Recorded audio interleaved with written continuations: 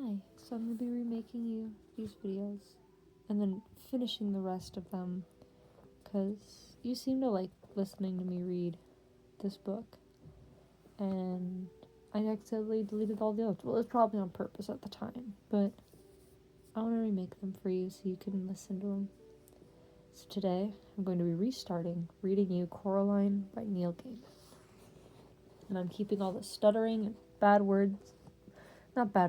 English in because I took too many takes last time trying to make it perfect when we both know I can't read. Here's the picture for chapter 1, and I'll show you all the chapter pictures. Chapter 1. Coraline discovered the door a little while after they moved into the house. It was a very old house, had an attic under the roof and a cellar under the ground, an overgrown garden with huge old trees in it. Coraline's family didn't own all of the house. It was too big for that. Instead, they owned part of it. There was other people who lived in the old house. Miss Spink and Miss Forceville lived in the flat below Coraline's, on the ground floor. They were both old and round, and they lived in their flat with a number of aging Highland terriers, who had names like Hamish and Andrew and Jock. Once upon a time, Miss Spink and Miss Forceville had been actresses, and Miss Spink told Coraline the first time she met her. "You see, Coraline," Miss Spink said, greeting Coraline. I always misread that. "You see, Caroline," Miss Spink said, greeting Coraline's name wrong. "Both myself and Miss Forceville were famous actresses in our time. We trod the boards lovely. Oh, don't let Hamish eat the fruitcake, or he'll be up all night with his tummy." "It's Coraline, not Caroline. Coraline," said Coraline. The flat above Coraline's, under the roof, was a crazy old man with a big mustache. He told Coraline that he was training a mouse circus. He wouldn't let anyone see it. One day, little Caroline, when they are all ready, every one in the whole world will see the wonders of my mouse circus. You ask me why you can't see it now? Is that what you asked me?" "No," said Coraline quietly. "I asked you not to call me Caroline. It's Coraline." "The reason you cannot see the mouse circus," said the man upstairs, "is that the mice are not ready yet, and they're not yet ready and rehearsed. Also, they refuse to play the songs I've written for them. All the songs I've written for the mice go oompa, oompa, but the white mice will only play toodle doodle, like that. I'm thinking of trying them on a different type of cheese." Coraline didn't think there really was a mouse circus. She thought the old man was probably making it up. The day after they moved in, Coraline went exploring. She explored the garden.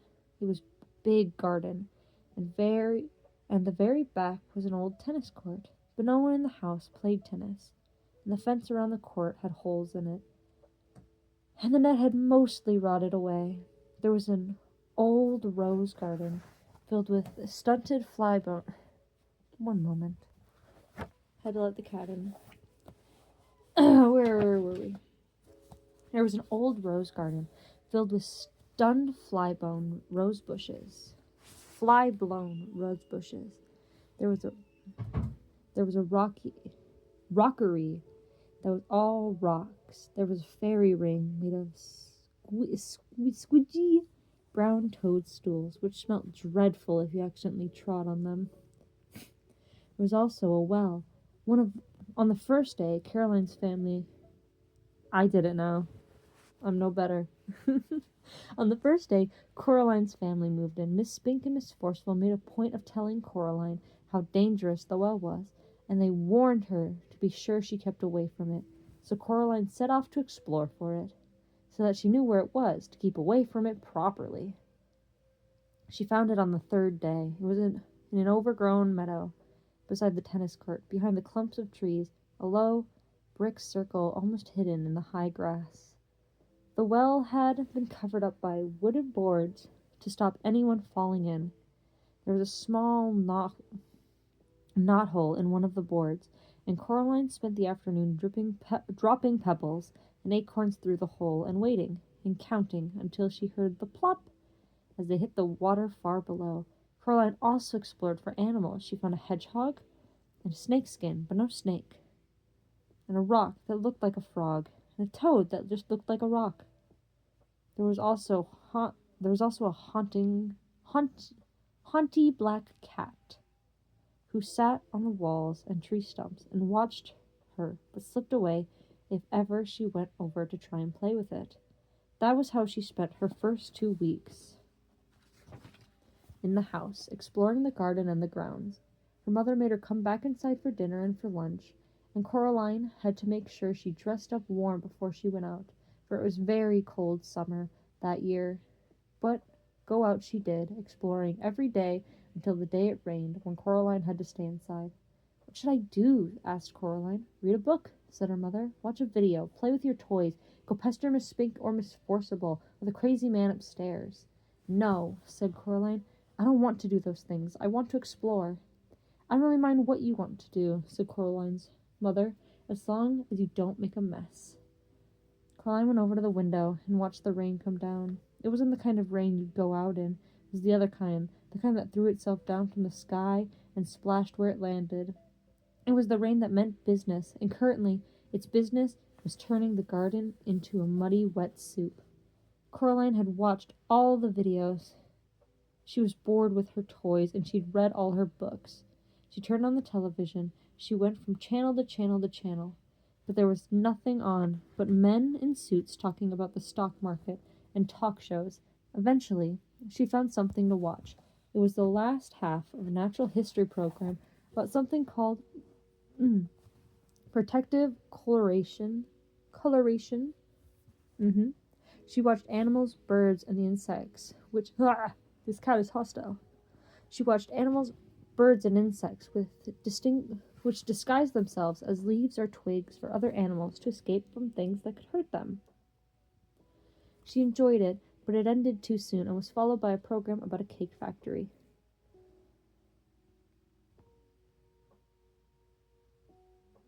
Okay, sorry, I thought I was gonna sneeze, and then no sneeze came.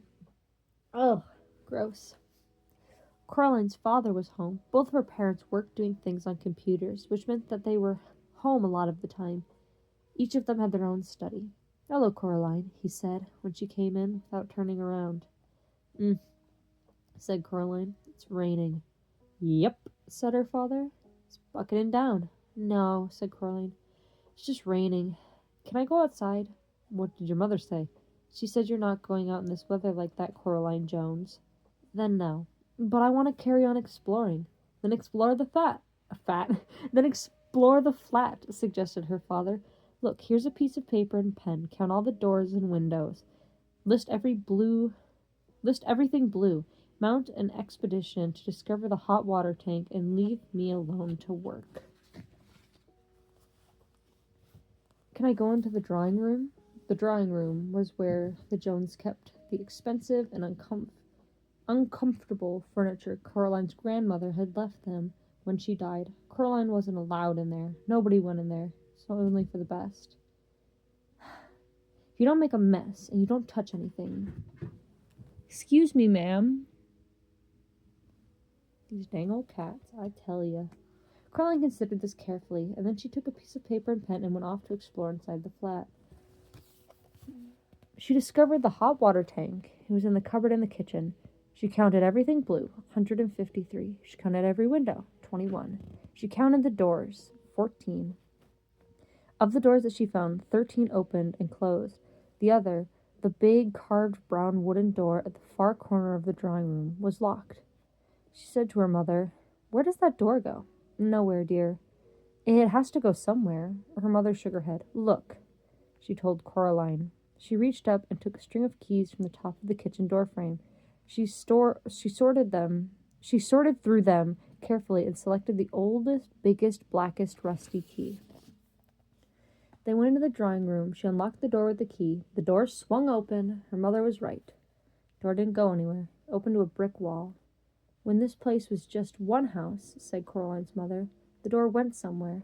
When they turned the house into flats, they simply bricked it up. The other side is an empty flat on the other side of the house, the one that's still for sale. She shut the door and put the string of keys back on top of the kitchen door frame. "You didn't lock it," said Coraline. Her mother shrugged. "Why should I lock it?" she asked. "It doesn't go anywhere." Coraline didn't say anything. It's nearly dark outside now, and the rain was still coming down, pattering against the windows and blurring the lights of the cars in the street outside. Coraline's father stopped working, and he made them all dinner. Coraline was disgusted. "Daddy," she said, "you've made a recipe again.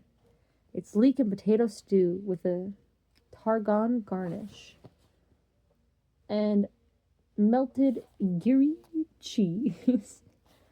"Not English, I'll tell you that," he admitted. Coraline sighed. Then she went to the freezer and got out a microwave chips. What's a microwavable chip, huh? Girls gotta eat what girls gotta eat. Coraline sighed, then went to the freezer and got some microwave chips and a microwave mini pizza. "You know I don't like recipes," she told her father, when her dinner went around and around and the little red numbers on the microwave over counted down to 0. "If you tried it, maybe you'd like it," said Coraline's father, but she shook her head. The night Coraline laid awake in her bed, the rain had stopped. She was almost asleep when she sat up in bed. Something went creak. Coraline got out of bed and looked down the hall, but saw nothing strange. She walked down the hall from her parents' bedroom, from her parents' bedroom came a low snoring. That was her father, and the occasional sleep muttering. That was her mother. Coraline wondered if she dreamed it. Whatever it was, something moved. It was a little more than a shadow, and it scuttled down the darkened, half fast, like a little patch of night. She hoped it wasn't a... "Ma'am, I'm reading." She hoped it wasn't a spider. Spiders made Coraline intensely uncomfortable. Black shape went into the drawing room, and Coraline followed it, a little nervously. The room was dark. The only light that came from the hall was Coraline, who was standing in the doorway, casting a huge and distorted shadow onto the drawing room carpet. She looked like a thin, giant woman. Coraline was just wondering whether or not she ought to turn on the lights when she saw the black shape edge slowly out from beneath the sofa. It paused, and then dashed silently across the carpet towards the farthest corner of the room. There was no furniture in that corner of the room. Coraline turned on the light. There was nothing in the corner. Nothing but an old door that opened into a brick wall. She was sure that her mother had shut the door, but now it was ever so slightly open, just a crack. Coraline went over to it and looked in. There was nothing there, just a wall built of bricks.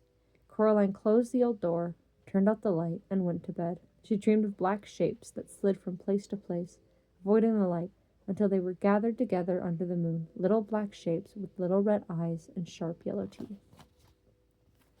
They'd start to sing, "We are small, but we are many. We are many, we are small. We were here before you rose, and we will be here when you fall." Their voices were high and whispering, slightly whiny. They made Coraline feel uncomfortable, and Coraline dreamed of a few commercials, and after that, she dreamed of nothing at all. And that was the reread of Chapter 1. I know, don't tell. I recorded this after I told you I was going to bed, but I knew if I didn't do this, it would eat away at me. So, that's the first chapter, and I'll probably keep reading the chapters when I have free time. I guess good night, and I will see you tomorrow.